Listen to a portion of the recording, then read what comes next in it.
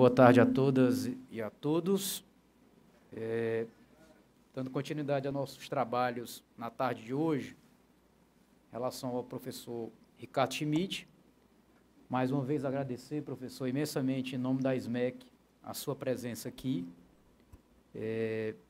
A SMEC, há um tempo, já queria trazer o professor Ricardo para os nossos quadros, para trazer essa questão da aplicação da pena, que é tão recorrente, né? Essa temática. E o professor nos honrou com a presença dele, não só em um dos módulos, mas em 2 módulos da pós-graduação. Então, o Ricardo está aqui, esteve ontem, está aqui hoje, e ainda virá no próximo mês para ministrar o restante do segundo módulo do curso da pós-graduação em Direito Público e Poder Judiciário.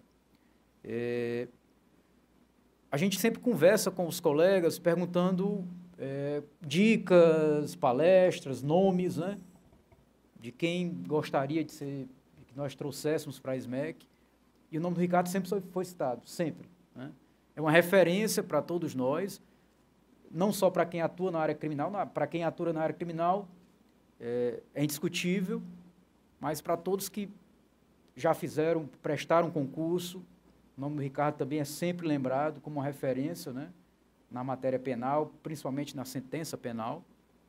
E é com muita felicidade que a SMEC recebe o professor Ricardo Augusto Schmidt para tratar e lançar, né, uma atualização da obra dele. A obra já está aqui na 16ª edição, mas agora o professor relançou com as últimas atualizações e é uma satisfação para a SMEC poder também ajudar o professor na divulgação da obra dele, dos estudos e atualização. Não sei se a Mariana quer agradecer em nome da pós-graduação alguma coisa ao professor, depois a gente passa a palavra já para ele abordar a temática e apresentar o livro.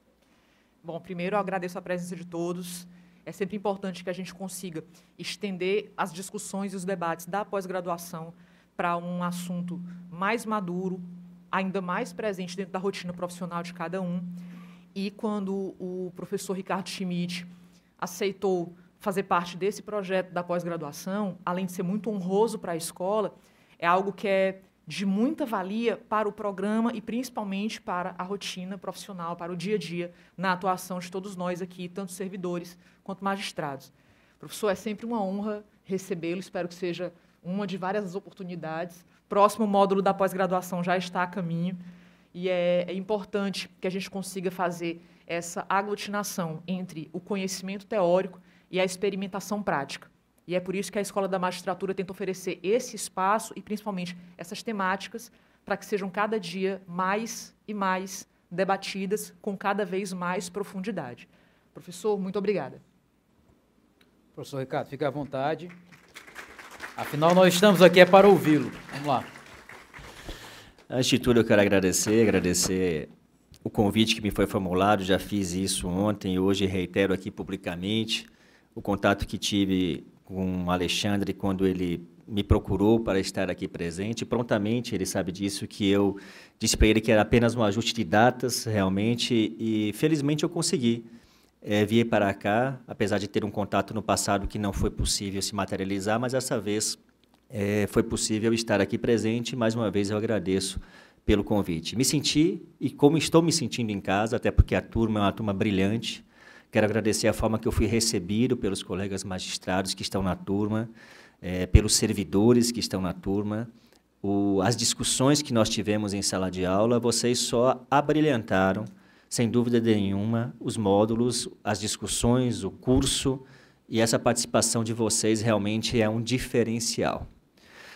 Quando eu tive a extensão do convite, e a ideia aqui partiu até mesmo do próprio amigo Alexandre, de quando eu disse para ele, poxa, que bom que vai coincidir o módulo exatamente com a chegada do meu livro atualizado. Foi essa a informação que eu levei para ele.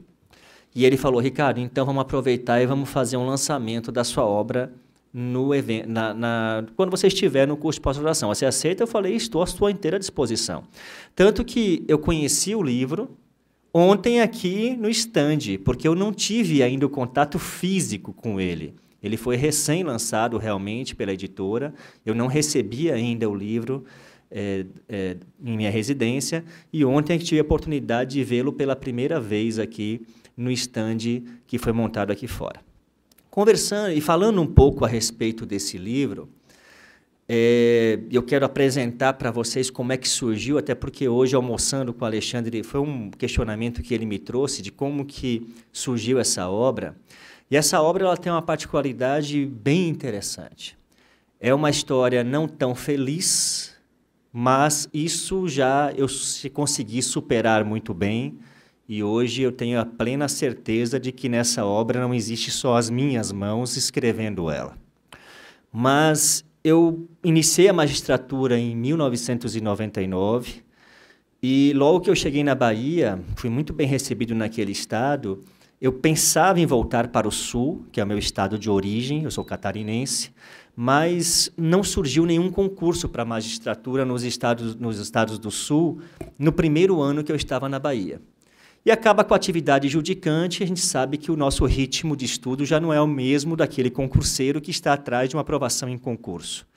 Mas eu também não quis deixar de estar em contato com o direito e decidi, então, apesar de estar 600 quilômetros de Salvador, eu decidi fazer um curso de especialização, foi o primeiro curso de especialização que eu fiz em Ciências Criminais, e eu ia, então, quinzenalmente para Salvador para assistir aula nesse curso.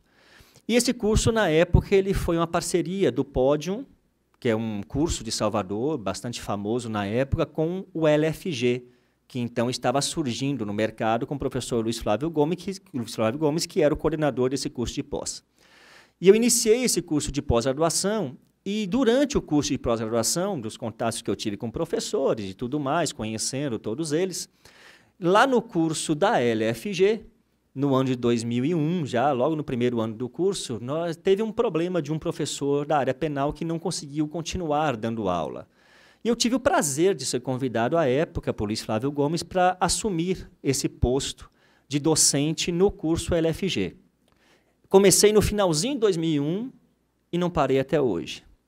Então, eu começo a dar aula no LFG, começo a dar aula no curso Pódium, e quando chega no ano de 2004, 2005, eu já tinha 3 anos em sala de aula, os alunos, naturalmente, começam a cobrar um livro, começam a cobrar uma obra, porque não basta para eles aquilo que você leva de conhecimento em sala, eles querem algo materializado. Só que eu não tinha, morando no interior, eu ia para Salvador dar aula, muitas vezes eu tinha todo final de semana, eu ia e voltava, ou de 15 em 15 dias, eu não tinha muito tempo de parar em relação a isso. Me recordo que aí eu estava com passagens até compradas em 2005 para a Semana Santa no Sul, ia passar com a minha família a Semana Santa, e tinha ido para Salvador dar uma aula numa semana que antecedia a minha viagem, depois retornaria para a minha comarca e posteriormente viajaria para o Sul. Mas quando eu chego no hotel, eu não tinha lugar, eu não tinha residência fixa em Salvador, até porque eu atuava no interior.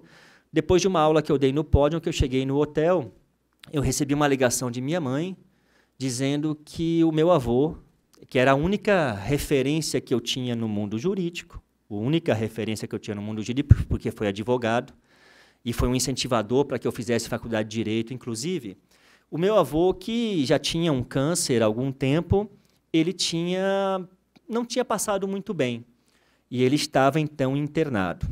Eu tinha estado com meu avô em janeiro de 2005, em Salvador, ele esteve me visitando em Salvador. E eu fiquei de retornar na Semana Santa, então, para vê-lo. E quando ela me deu essa notícia, ela falou, Ricardo, a situação não é tão boa, se você puder, você antecipe sua viagem. Não deixe para vir na semana que vem, venha logo, se você puder. No dia seguinte, eu já estava pegando o avião para ir para Santa Catarina. Assim que eu cheguei no dia seguinte, eu descendo do aeroporto, eu fui direto para o hospital onde meu avô estava internado, porque ele estava internado. E quando eu entrei no quarto do hospital, que eu vi meu avô no leito, na cama do hospital, eu tive uma sensação de algo que era para mim surreal. Eu tinha estado com meu avô fazia 3 meses e ele, naquele momento, estava irreconhecível. Em 3 meses, a debilidade que o câncer levou para ele era tamanha que eu não conseguia reconhecer ele naquele leito do hospital. Pessoa magra, muito debilitada. E eu, então, fiquei num estado de choque. Eu me sentei num sofá que tinha no quarto, ali, num sofazinho pequeno, até para poder me aproximar dele, porque eu não estava, naquele momento, assimilando muito, quando a gente não vivencia o dia a dia da pessoa, eu não estava assimilando muito aquela situação que eu estava vivenciando ali. Meu pai, então, se aproximou de mim e gentilmente falou: olha, seu avô não está bem, ele está internado faz 3 dias, nós reservamos ligar para você para não esperar, porque a situação dele não é boa, ele teve uma piora. E desde que ele foi internado, ele já não conversa mais com ninguém, ele não está mais abrindo os olhos, mas a gente não sabe se ele está entendendo ou não o que a gente está falando, presumimos que sim, mas ele está imóvel. Mas, de qualquer sorte, já que você chegou, vá até lá, se aproxime dele, diga que você está aqui, que você vai ficar com ele, até para que, se ele estiver ouvindo, realmente ele sinta a sua presença. E assim eu fiz. Eu me levantei, fui até o leito, do lado da cama dele, segurei a mão dele, e disse: avô, eu estou aqui, é Ricardo, acabei de chegar de viagem, vou ficar aqui por alguns dias e estarei vindo aqui para lhe ver e tudo mais. E comecei a conversar com ele. Naquele momento, eu nunca vi um ser humano fazer uma força tão grande quanto ele fez. E a força dele foi tamanha que ele conseguiu, naquele momento, de certa forma, apertar um pouco a minha mão e abrir somente um olho. E, nesse momento, ele veio a óbito. Naquele exato momento, ele veio a óbito. Isso, para mim, então, foi aquela sensação de que, de alguma forma, ele estava me esperando para poder descansar. Eu sou, né, neto único. Minha mãe teve somente eu, sou filho único, e teve uma irmã que não teve filhos. Então, eu sempre fui muito próximo dos meus avós, nesse particular, assim como dos meus pais, e vi que ele descansou em paz. E fiquei feliz de estar ali naquele momento. Logicamente que fiquei ali algum tempo e retornei à Bahia, posteriormente à Semana Santa. E quando eu retornei da Semana Santa para a Bahia, eu fui direto na Editora Pódio. A Editora Pódio estava iniciando, estava engatinhando, ela estava começando naquele momento. Como eu já dava aula no curso Pódio, na rede LFG, eu cheguei na Editora Pódio e falei: eu quero escrever um livro sobre sentença penal. Só que eu quero um compromisso de vocês. Vocês aceitam? Sim, mas eu quero que esse livro seja lançado este ano, porque é uma homenagem que eu quero fazer ao meu avô. Ricardo, para você lançar o livro esse ano, você precisa me entregar essa obra até o dia 15 de novembro. Eu falei: antes disso estará nas suas mãos. Retorno para o interior e em 6 meses eu escrevo a primeira edição do livro de sentença penal condenatória. Uma semana antes do que eles me deram de prazo, o livro estava com a editora. E, no final do ano, no mês de dezembro, o livro é lançado, a primeira edição. Eu, então, pego exemplares do livro, ninguém sabia, volto para o Sul para passar as minhas férias com a família, até por conta de tudo que aconteceu, e naquela noite de Natal eu dou de presente para todos eles uma edição da obra, que tem uma dedicatória ao meu avô. E até hoje eu mantenho essa dedicatória e todos que têm a obra podem visualizar a dedicatória, que é exatamente um agradecimento a ele pela espera de eu chegar para ele poder partir. Para mim isso foi um momento de muita alegria. De certa forma, hoje eu posso assim administrar isso como sendo uma alegria de poder estar do lado dele no momento que ele partiu. A partir daí, então, e eu me recordo, foi muito interessante esse episódio, apenas para finalizar essa história do livro. No dia seguinte, passado o Natal, isso foi na noite de Natal, que eu presenteei a todos, quando eu acordo no dia 25 e me dirijo à varanda, assim, rapidamente eu vejo a minha avó, sentada na poltrona dela, na varanda, lendo o meu livro. Aí eu cheguei até ela e falei: vó, o que você está fazendo lendo o seu livro? Aí eu falei: mas não precisa se preocupar em ler, não. É uma lembrança só. Não, eu faço questão. E eu falei: a senhora está entendendo o quê? Ela: por enquanto nada, mas eu tenho ainda esperança que eu vou entender alguma coisa. Eu falei: então continue sua leitura. Então surge a obra de sentença penal nesse contexto. Uma obra escrita, e eu digo que para você escrever uma obra, para quem já escreveu um livro, para você escrever um livro num espaço de tempo curto, trabalhando e com outras atividades, não é nada fácil. E eu tenho certeza que ali houve uma inspiração muito forte por parte dele para me ajudar a concluir essa obra e poder fazer essa homenagem a ele. E essa obra de sentença penal, então, apesar de existirem outros livros de minha autoria, como Princípios Penais Constitucionais, Leituras Complementares de Processo Penal, de Execução Penal, enfim, ninguém conhece Ricardo Schmidt a não ser pela obra de sentença penal. É a obra que ela ganha uma proporção, felizmente, ela ganha uma proporção em nível nacional, e eu tenho muito orgulho desse livro. Eu trato como sendo um verdadeiro filho. E eu digo isso porque quem é do meio acadêmico, do meio jurídico, sabe que não é nada fácil, hoje em dia, uma obra temática sobreviver por muito tempo na seara jurídica. Não é fácil. E quando você tem uma obra temática que trata de sentença penal condenatória, que já sobrevive há 16 anos, então é mais de uma década e meia, você tem já um orgulho por parte disso. E quando você vai ao mercado e verifica que essa obra, nos últimos 12 anos, ou seja, desde 2010, é a obra do tema mais vendida Brasil afora, o orgulho ele faz com que eu tenha de forma redobrada. E esse é o verdadeiro combustível que eu tenho para poder continuar. Hoje, Alexandre, ontem e hoje aqui, conversando com colegas magistrados, vários tiveram contato com a obra. Então, isso é um prazer que eu tenho também de poder ouvir, Ricardo, de certa forma, e muitos chegaram para mim e falaram, obrigado pela ajuda, porque quando você fez o concurso, e você me disse isso, inclusive, essa obra me ajudou muito. Então, isso para mim, eu saber que, de alguma forma, eu fiz parte de uma conquista de alguém, mesmo que não conhecendo aquela pessoa, mas que ele chegou ao sonho dele, no objetivo dele, e eu pude ajudar de alguma forma, não tem nada mais gratificante do que isso. Então, fica o meu agradecimento a todos aqueles que já tiveram contato com a obra, que são leitores, que foram leitores, aqueles que não tiveram ainda a oportunidade, fica o convite para conhecer a obra de sentença penal. E quando eu vim fazer, então, essa inserção, vamos assim dizer, da palestra diante desse módulo de pós-graduação aqui na Escola da Magistratura do Ceará, pensei em várias temáticas que poderiam ser trabalhadas a respeito do tema, mas, sem dúvida nenhuma, elegi a aplicação da pena e a definição de critérios, perguntando onde reside a problemática. E isso é interessante por quê? Porque quando nós falamos numa sentença penal de natureza condenatória, nós sabemos que a sentença ela tem, seja ela de qualquer área do direito, ela tem um núcleo que é o núcleo da fundamentação, da motivação do julgado, onde você, logicamente, está ali debatendo aquela questão que é colocada entre as partes para o juiz decidir. Perfeito.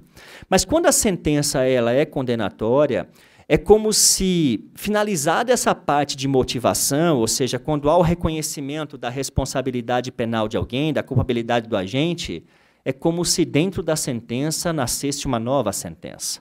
Porque vem um processo agora que é um processo de aplicação da sanção penal, de aplicação da pena, que é talvez um processo até mais delicado do que o próprio reconhecimento da responsabilidade penal do agente. Em direito penal, eu sempre digo que tudo deve ser trabalhado de uma forma particularizada, individualizada. Respeitado todos os outros ramos do direito, nós temos que cuidar no direito penal porque nós estamos trabalhando com o segundo maior bem de nossas vidas. Se o principal bem de nossa vida é a própria vida, o segundo é a liberdade. E quando nós trabalhamos com liberdade, nós temos que ter esta visão cuidadosa de quando nós estamos julgando alguém. Vejam, quando nós falamos num processo de aplicação da pena, nós temos nos tribunais algumas discussões acerca de critérios de incidência, como que deve ocorrer este regramento, enfim. São discussões que existem. Mas nós temos que lembrar, num primeiro momento, que, quando nós falamos de aplicação da pena, o primeiro fundamento que nós temos que ter é saber que a pena deve ser individualmente dosada para um condenado. Eu tenho que ter um olhar particularizado para ele. Eu não posso tratá-lo diante de um ambiente genérico. Pelo contrário, eu tenho que fazer a distinção dele, eu tenho que tratar ele de uma forma singular. E este olhar que eu tenho que ter para ele decorre de um próprio princípio constitucional, que é o princípio da individualização da pena. E este olhar individual eu preciso ter durante um julgamento. Para além disso, eu tenho que ter muito cuidado, porque além de não ser, apesar de não ser, melhor dizendo, um princípio constitucional, nós temos um outro princípio em direito penal que ele é importantíssimo, até porque tudo em direito penal é proporcionalidade. Então, o princípio da proporcionalidade é aquele que afasta o excesso, repudia a carência também, busca um equilíbrio, ou seja, busca a justiça que eu preciso fazer num caso concreto. E quando eu falo em aplicação da pena e falo em proporcionalidade, eu estou dizendo que eu tenho que buscar a sanção penal que seja justa, ideal, na medida da culpabilidade do agente. Repito, num olhar individualizado para ele. Então, são princípios que se relacionam entre si, dialogam entre si. O juiz ele tem que ter muito cuidado em entender a profundeza disso. É lógico que num ambiente aqui de palestra nós não temos como tecer muitos comentários acerca deles, mas ontem na aula, por exemplo, da pós-graduação, nós falamos muito acerca disso, inclusive com decisões dos tribunais e aprofundando na temática tanto de um quanto do outro princípio num processo de aplicação da pena. Então, quando eu tenho esse entendimento acerca dessa responsabilidade que o juiz tem, e, logicamente, dessa atribuição que lhe é dada, eu já começo a ter uma melhora acerca do meu olhar para aquele julgamento naquele caso concreto. Quando nós vamos para a legislação, nós vamos lá verificar que existe um sistema hoje consagrado em nossa lei para a aplicação da pena, que é um sistema trifásico. Um sistema trifásico trazido por Nelson Gria, consagrado pelo nosso legislador no artigo 68 caput do Código Penal, que traz que o juiz vai sair de uma pena em abstrato, trazida num preceito secundário do tipo pelo legislador, que atua como parâmetros mínimo e máximo, e logo em seguida, numa função judicial, após reconhecer a culpabilidade do agente, o juiz vai estabelecer a pena em concreto. E esta pena em concreto passa por 3 estágios, por isso chamado de sistema trifásico. Uma pena base, numa primeira fase, onde se analisam as circunstâncias judiciais, uma segunda fase, com uma pena provisória ou intermediária, onde se analisam as atenuantes e agravantes, e uma terceira fase, que passa pelas causas de diminuição e aumento de pena, onde se estabelece algo chamado pena definitiva. Quando eu faço a análise desse sistema trifásico, lógico que, respondendo à pergunta que eu inicio na temática proposta, que é a aplicação da pena e definição de critérios e onde reside a problemática, nós sabemos que a maior problemática que reside para o processo de aplicação da pena estão nas 2 primeiras fases. E por que estão nas 2 primeiras fases? Porque o legislador ele entrega para o juiz circunstâncias judiciais, no artigo 59, sem nenhum valor e sem nenhum critério de preponderância, deixando para o juiz estabelecer isso.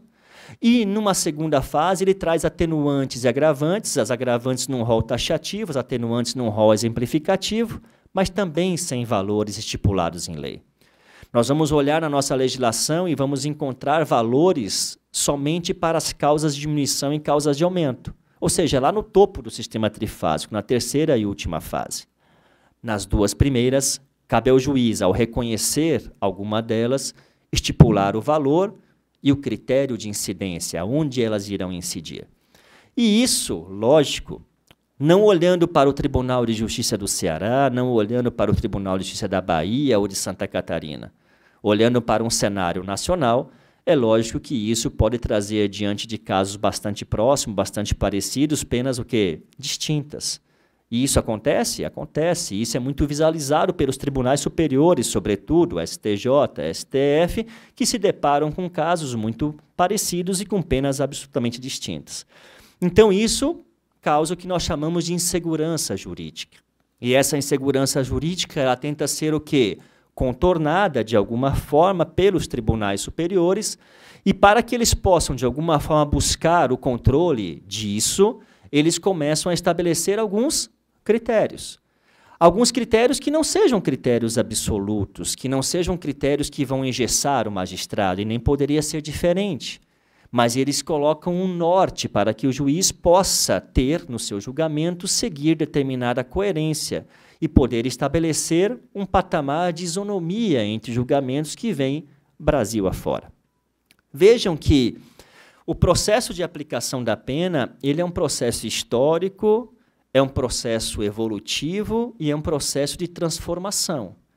Porque se nós vamos olhar para o processo de aplicação da pena na nossa história, nós vamos ver que ele se inicia sem que nós tivéssemos nenhuma pena prevista em lei para determinar a conduta considerada como sendo crime. No passado, o juiz tinha a função de ter ali um tipo penal que considerava uma conduta como sendo criminosa, porém, sem nenhum parâmetro no plano legislativo para se estabelecer a pena em concreto. Significava, então, que o juiz, ao reconhecer a culpabilidade de alguém, ele dosava a pena que ele entendesse justa para aquela infração penal, sem nenhum parâmetro a ser seguido. É lógico que isto não funciona.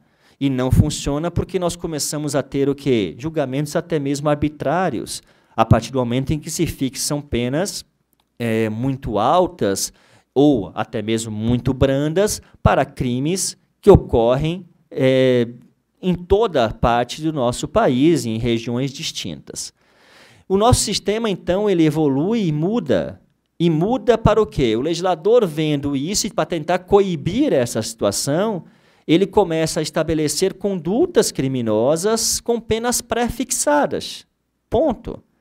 Se a pessoa praticou um crime de roubo, a pena é de 6 anos. Se praticou um crime de estupro, a pena é de 10 anos. Acabou.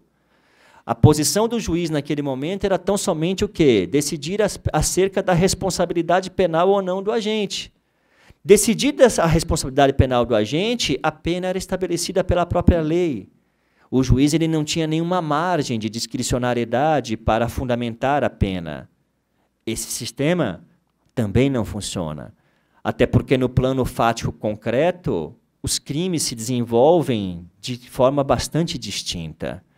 Alguns mais graves, outros menos graves, e nós temos peculiaridades em relação à infração penal que precisam ser mensuradas e valoradas pelo julgador. O nosso processo de evolução continua e o processo de aplicação da pena ele deságua exatamente no sistema atual. E qual é o sistema atual? O legislador continua prevendo uma conduta comum sendo criminosa e traz o quê? Uma pena mínima e uma pena máxima. Ele traz balizas no preceito secundário do tipo e traz parâmetros de avaliação que serão levados pelo julgador. Que parâmetros são esses? As circunstâncias e as causas. A primeira, a segunda e a terceira fase. Circunstâncias judiciais, atenuantes, agravantes, causas de diminuição e causas de aumento de pena. Num sistema escalonado, verticalmente, onde nós temos no topo do sistema a terceira fase e na base a própria pena base a ser dosada diante das circunstâncias judiciais. Então, o sistema ele começa a se adequar de forma melhor. Por quê? Porque, primeiro, o processo de aplicação da pena ele não pode ser um instrumento de opressão judicial. O processo de aplicação da pena não pode ser um exercício arbitrário de um poder.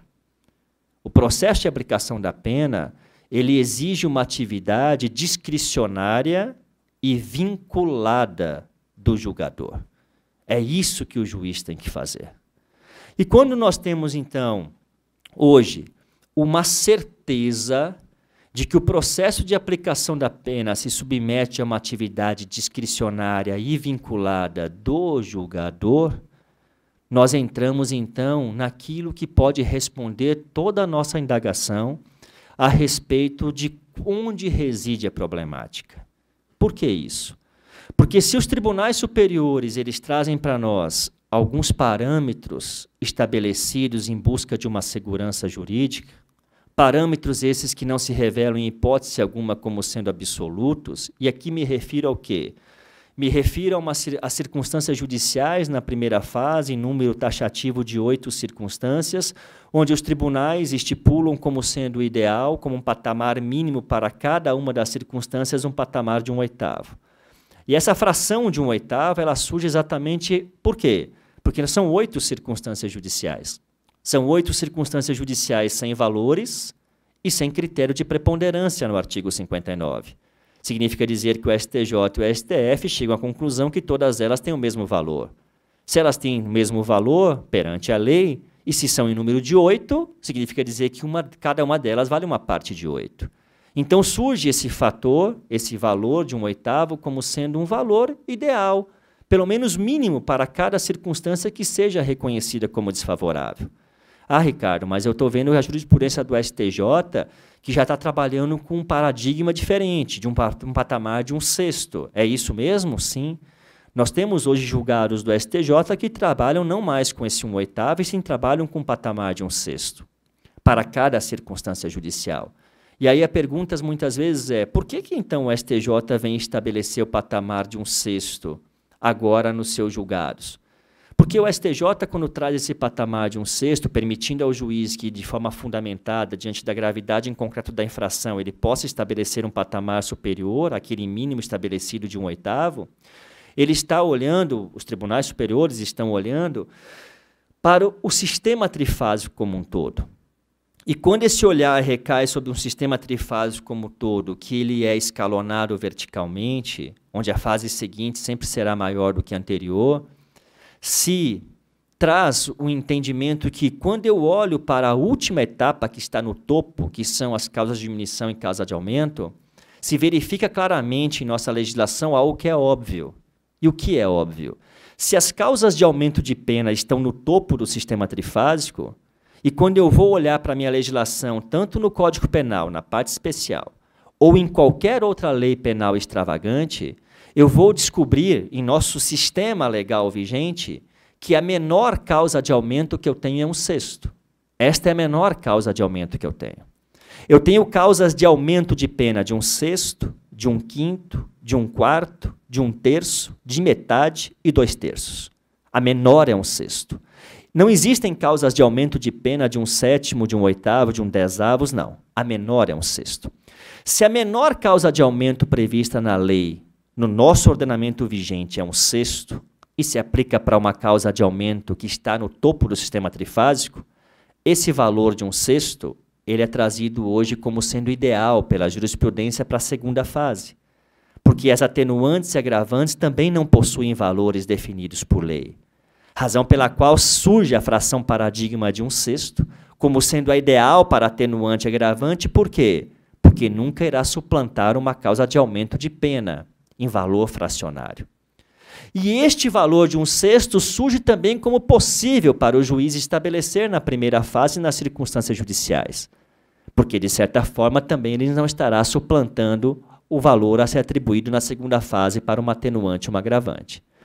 Então, vejam que tudo no nosso sistema, apesar de esses critérios serem estabelecidos na jurisprudência dos tribunais, eles têm uma razão de existir. Nada se estabelece por acaso. Existe uma construção jurisprudencial acerca deles. Porém, a pergunta que se estabelece é, Ricardo, o juiz está adstrito a esses critérios? Não. Eles não são critérios absolutos. Eles são critérios que servem apenas de parâmetros para o juiz seguir.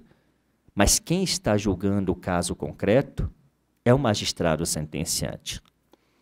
Os tribunais superiores, tanto o STJ e a STF, nesse particular, respeitam muito a posição do juiz de primeiro grau. E por que respeitam muito a posição do juiz de primeiro grau quando ele trabalha de forma fundamentada em sua decisão? Porque, queiram ou não, e os tribunais reconhecem isso, é ele que está no fronte. É ele que está mais próximo daquele crime. É ele que coletou aquela prova. É ele que teve contato com as pessoas envolvidas. É ele que tem uma melhor adequação, a melhor possibilidade de valorar corretamente aquilo. Quando um recurso chega a um tribunal, logicamente que ele já chega no tribunal, mas aquele julgador, numa segunda instância ou além dela, ele não teve mais o contato físico com aquilo ali que aconteceu. Ele já está num outro ambiente de um olhar diferenciado, e o juiz não, ele vivenciou aquilo ali naquele caso concreto. Então, vejam que, nesse particular, para responder à questão que trouxe a temática aqui, que é a aplicação da pena e definição de critérios, onde reside a problemática, a resposta é simples. Os tribunais não têm como e nem podem estabelecer um único critério. Não há essa possibilidade. Eles não podem estabelecer um critério único, tanto em termos de quantificação, de quantum, como para onde irá incidir isto. Ricardo, como assim para onde irá incidir isso? Porque uma coisa é você mensurar a quantificação, se é um oitavo, se é um sexto, por exemplo, para a fixação da pena base. Ok, você vai chegar à conclusão de quanto vale cada circunstância judicial desfavorável. A outra situação que você vai ter que ponderar agora é onde que vai incidir essa quantificação. Se é em cima da pena mínima, se é em cima do intervalo de pena, onde que vai ter a incidência? E os tribunais, nesse particular, dizem o quê? Incide sobre a pena mínima, sobre o intervalo de pena? Não há uma definição concreta na jurisprudência e nem pode ser diferente. Porque nós temos crimes distintos, nós temos penas distintas, nós temos crimes com penas mínimas baixas, outras altas, intervalos curtos, intervalos longos. Eu não tenho como fazer isso de uma forma de estabelecer um parâmetro absoluto. Isso cabe ao julgador definir. Se nós pegarmos um crime, por exemplo, que nós tenhamos uma pena de 3 a 15 anos de reclusão, aí vocês vão dizer o seguinte, para a defesa vai querer que, se o juiz valorar uma circunstância judicial desfavorável, para a defesa vai ser melhor que ele aplique sobre a pena mínima. Até porque, se ele aplicar em cima da pena mínima, que são 3 anos, eventualmente, vamos imaginar que ele traga um patamar de um sexto de 3 anos corresponde a 6 meses. Então, são 6 meses de acréscimo por uma circunstância judicial desfavorável. Se o juiz levar em consideração o intervalo de pena, que são 12 anos, já não são mais 6 meses, são 2 anos. Então, existe uma desvantagem muito grande para o acusado de ter essa valoração em cima do intervalo. Então, a defesa vai sustentar naquele momento que a pena mínima é melhor. Perfeito.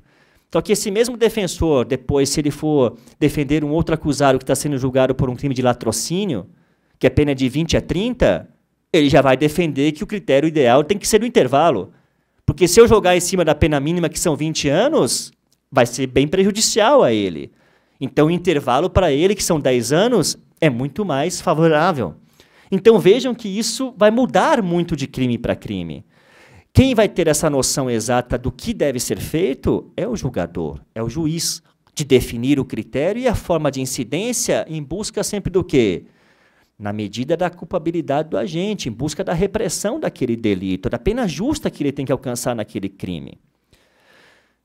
Para responder tudo isso, então, surge, para além da necessidade de se individualizar a pena, de se olhar para a hierarquia das fases, se olhar para o princípio da proporcionalidade, que são pilares que sustentam o sistema trifásico.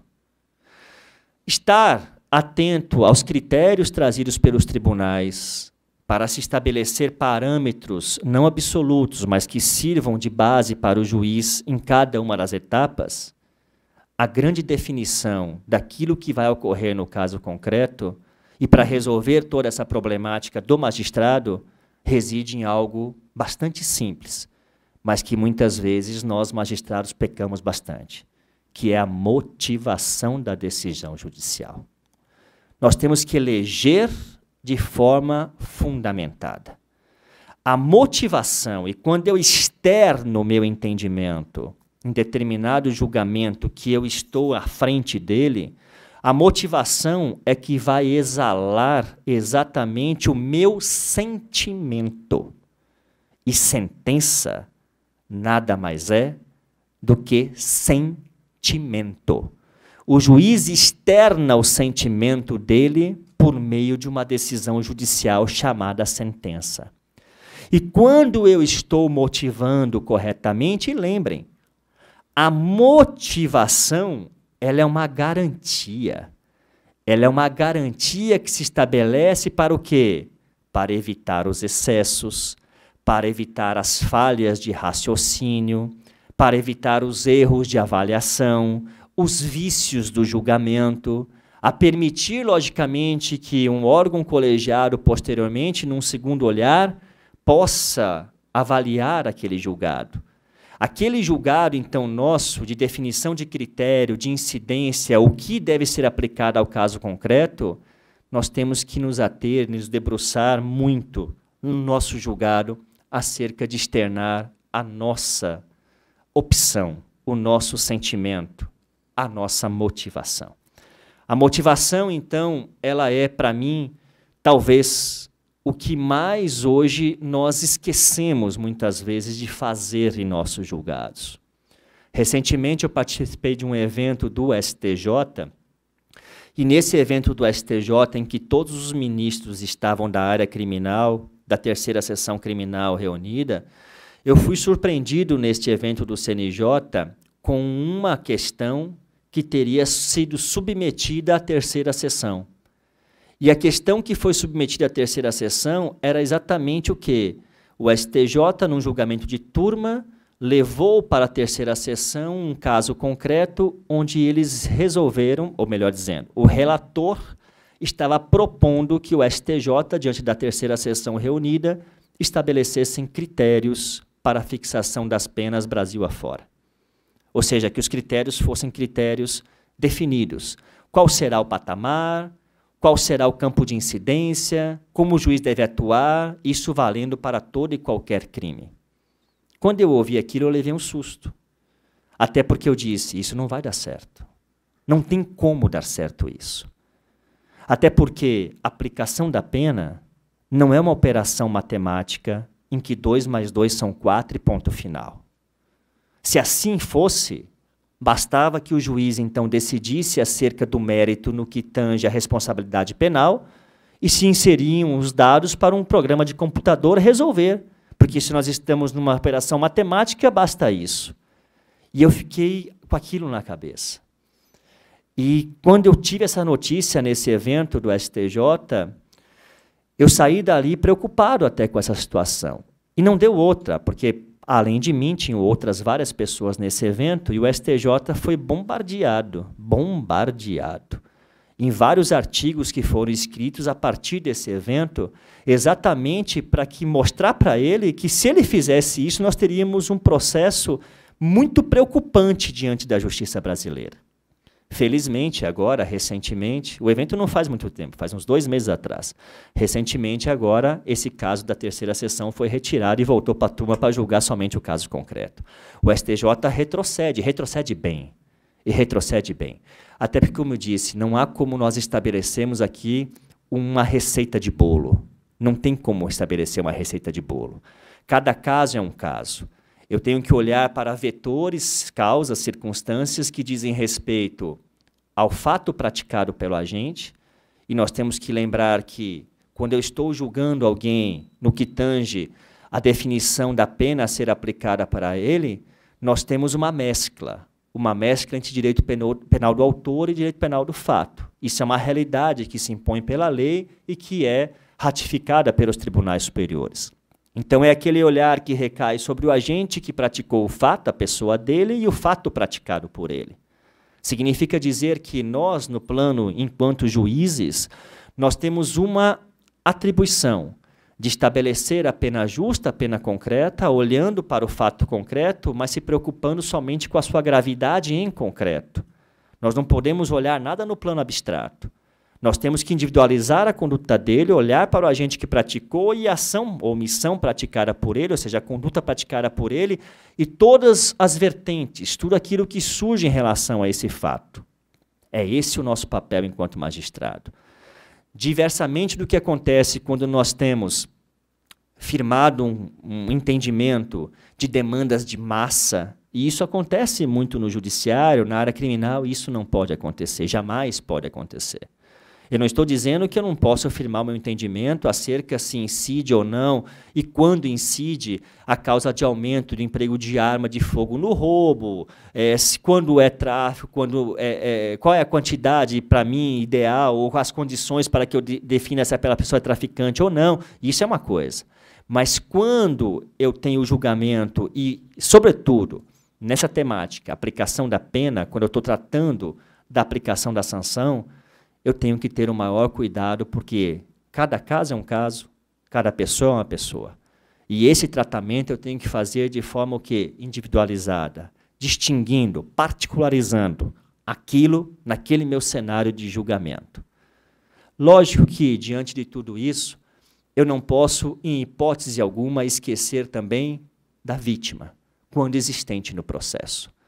E isso é uma coisa que o nosso legislador, em algum momento, ou uma boa parte dele, ele sempre deixou a vítima como sempre apenas uma pessoa que iria depor em juízo. Mas isso nós vemos que começa a se alterar em nossa legislação a partir de quando? Penso eu que a partir de 95, com a lei do juizado especial criminal, quando a vítima é trazida para um cenário diferenciado, possibilitando uma composição civil, uma transação penal naquelas infrações de menor potencial ofensivo. E a vítima começa a ser inserida, então, como alguém de destaque, como tem que ser também no processo penal. Tanto que é, no processo penal hoje, mais recente, vamos assim dizer, a possibilidade que o juiz tem, inclusive, de, na sentença condenatória, fixar um valor de indenização mínimo devido ao ofendido. Ou seja, de imediato ele já tem uma resposta, pelo menos mínima, daquilo que eventualmente teve de algum prejuízo material, moral, estético, enfim, decorrente daquele fato. Então, o nosso papel enquanto juiz é este, é estabelecer, e eu conversava isso ontem, o juiz, eu vejo ele num processo penal, e respeitadas as opiniões em contrário, eu vejo o magistrado no processo penal não como protagonista do processo penal. O processo penal não tem o juiz como protagonista. No processo penal, o protagonismo se dá às partes. Acusação e defesa. Eles são os protagonistas do processo penal. O magistrado, ele é o presidente, ele vai conduzir o processo. Ele vai conduzir o processo guardando uma relação de distanciamento no sentido absoluto de produção de prova, porque isso cabe às partes. As partes têm que produzir a prova. Ah, Ricardo, mas a acusação não está produzindo a prova corretamente, poderia fazer isso, aquilo. A acusação é o Estado numa ação penal pública. E não pode a gente se unir a ele para a produção de prova. Cabe a ele fazê-lo. Se, infelizmente, a prova não é corretamente produzida, se não há o cuidado do Estado, enquanto representante do Ministério Público, de produzir a prova correta, não somos nós que vamos corrigir isso. Não. A nossa sentença, no final, pode ser uma sentença absolutória, paciência. O Estado ele não surtiu o seu efeito desejado enquanto órgão acusador, mas não podemos nós nos unir a ele para a produção de prova. Então, nós temos que ter muito cuidado em relação a isso. E tratávamos isso, inclusive, no nosso curso aqui. Eu utilizo muito, nesse cenário todo que eu coloquei, e vou utilizar aqui uma frase que é de Anatole France, que ele diz uma coisa muito certa, para mim, particularmente, enquanto magistrado. E ele diz o seguinte: eu não recearia as más leis se elas fossem aplicadas por bons juízes.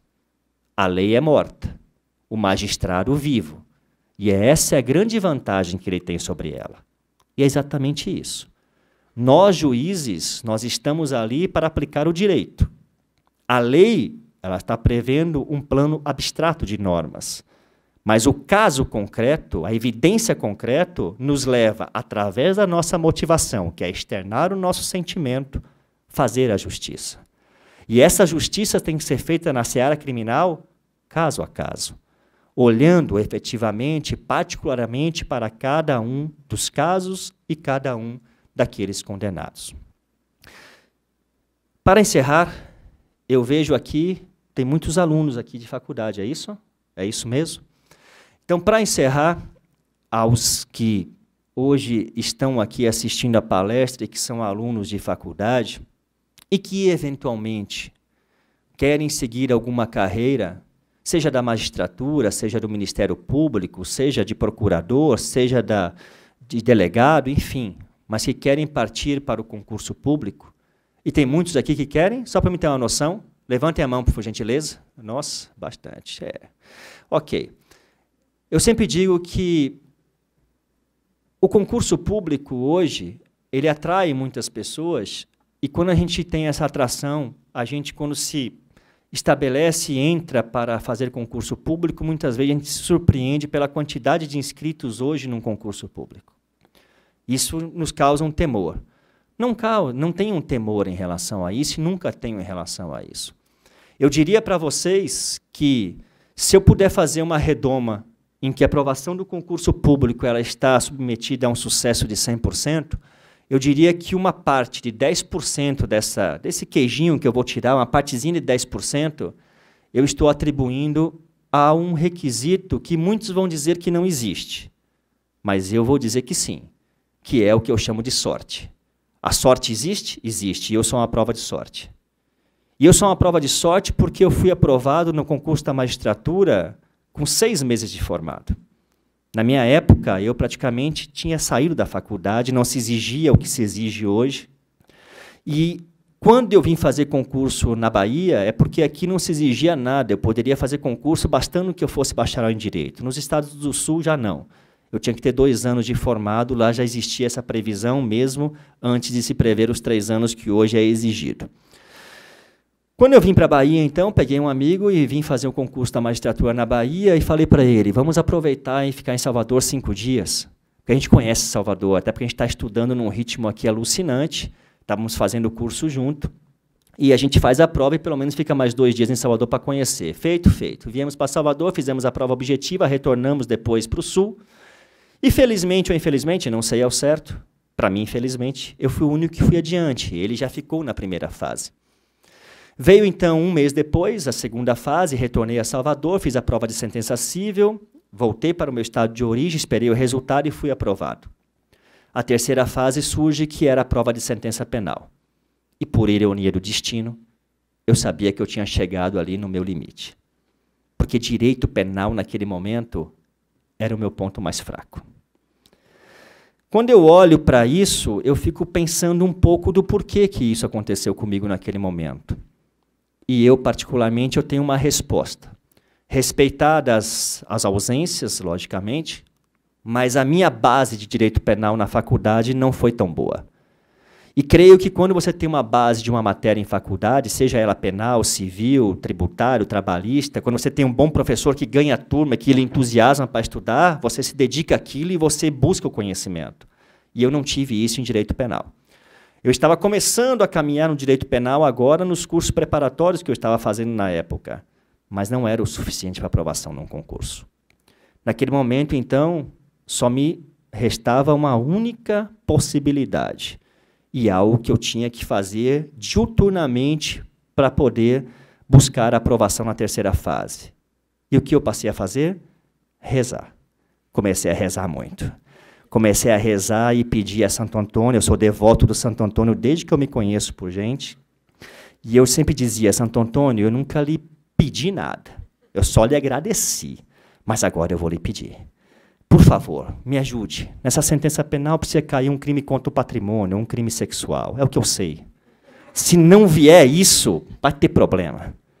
Quando eu chego na sentença penal e abro a prova de sentença penal, o que eu encontro? Uma questão que tratava de um crime de roubo, um crime de estupro e um crime de concussão. A concussão não estava muito nos planos, não, mas nada que também me assustasse. Mas Santo Antônio, naquele momento, disse para mim o quê? Tá aí, eu fiz minha parte. O que você pediu está aí, agora resolva, o problema é seu. E eu consegui resolver. Eu consegui ser aprovado na terceira fase. Então, o fator sorte esteve comigo naquele momento. Para mim, quem melhor definiu sorte até hoje não tem nada a ver com a área jurídica.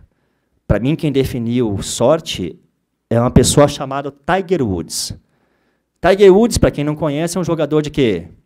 De golfe. Famoso. Famoso na vida pessoal, por alguns problemas, que aqui não vem ao caso, mas profissionalmente falando, uma pessoa muito preparada, que ganhou vários torneios de golfe.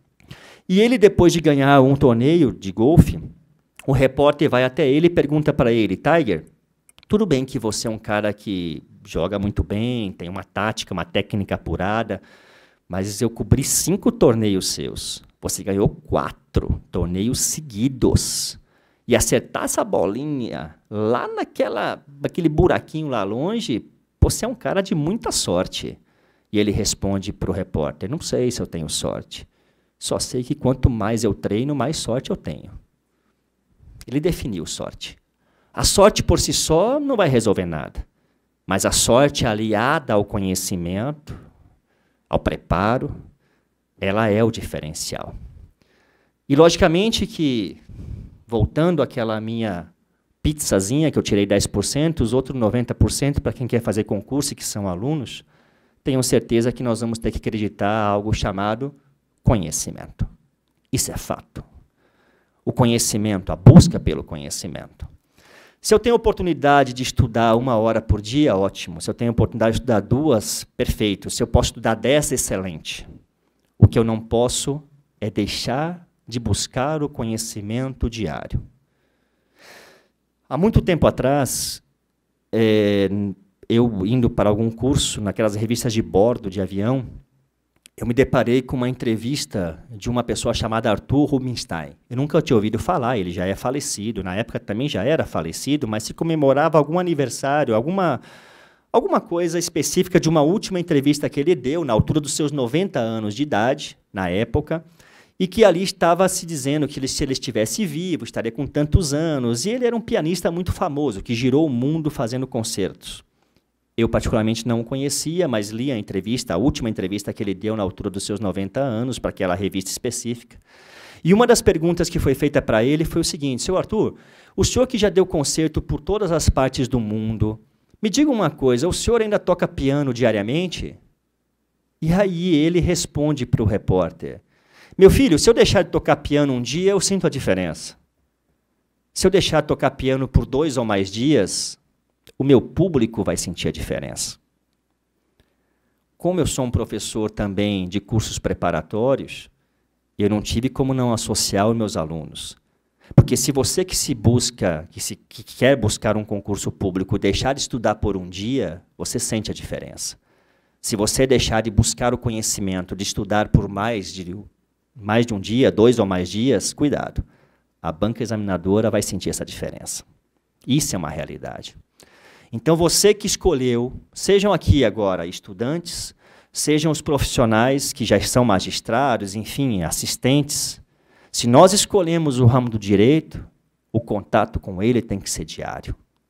Até porque somente com esse contato, com essa busca do conhecimento, é que nós podemos aperfeiçoar o nosso trabalho, a nossa atividade, ou, no caso de quem está estudando, aperfeiçoar o preparo para enfrentar um concurso público.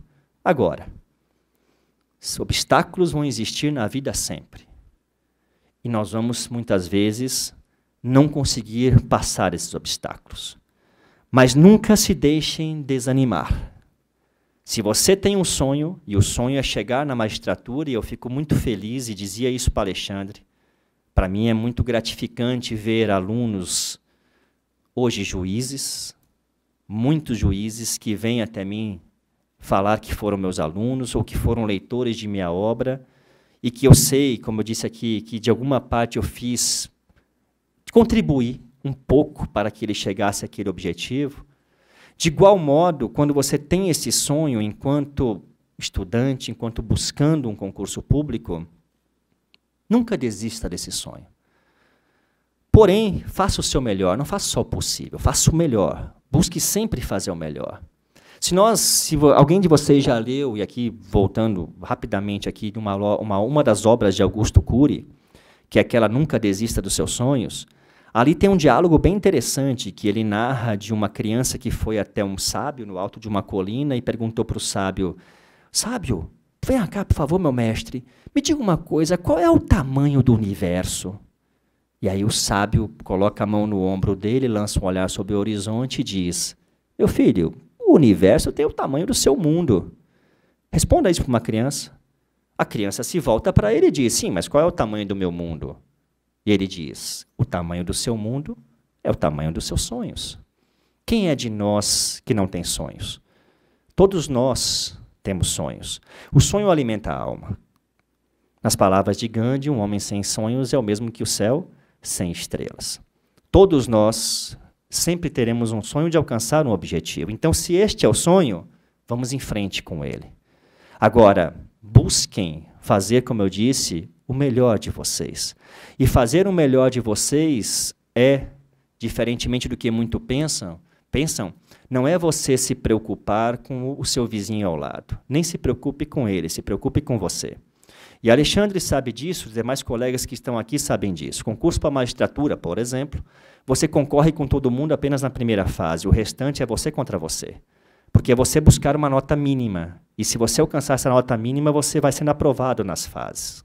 Então é você que está lutando contra o seu limite. E esse conhecimento constante, você deve buscar sempre. seja no ambiente de estudo, preparatório para uma carreira na magistratura, e eu digo aos demais colegas que eu, inclusive, aqui, para finalizar, eu parabenizo aqueles juízes que se propõem, Alexandre, muitas vezes de vir do interior, servidores de igual modo, de poder vir e fazer cursos naquela área específica ou na área do direito. Porque isso é um processo de aprendizagem nosso que tem que ser contínuo. Nós não podemos agora, porque somos magistrados, nos encastelar dentro de um gabinete, esquecer do mundo que está lá fora e, logicamente, esquecer de tudo que acontece na nossa área de atuação, de atualizações e tudo mais. Tem um momento que eu vou ficar para trás. E, logicamente, que quando eu fico para trás, para me recuperar o tempo perdido, é muito mais difícil. Então, quando eu estou em contato diário com o meu preparo, com o meu estudo, tudo fica mais fácil. E, logicamente, que vocês aí, nesse caso, merecem aplausos. Merecem aplausos porque não é porque eu sou magistrado que eu já sei tudo. Pelo contrário, nós estamos aprendendo sempre. Eu disse no início da aula, não há um curso que eu dê em qualquer lugar do Brasil para juízes ou desembargadores ou assessores ou assistentes, enfim, que não seja uma via de mão dupla. Porque da mesma forma que eu levo conhecimento, eu adquiro conhecimento. Porque sempre há questões no direito que são questões que nós temos a certeza que elas podem se alterar no tempo. Nunca esqueçam, o direito, ele é dinâmico. A minoria do hoje pode ser a maioria do amanhã. Isto acontece muito no nosso direito. E muitas vezes, nós, julgadores, e aqui falando dos julgadores, nós somos as pessoas que conseguem mudar a jurisprudência até mesmo de um tribunal. Isto é fato? É. Desde que nós, logicamente, possamos também contribuir com o nosso conhecimento para que isto aconteça. Muito obrigado a todos e uma excelente noite.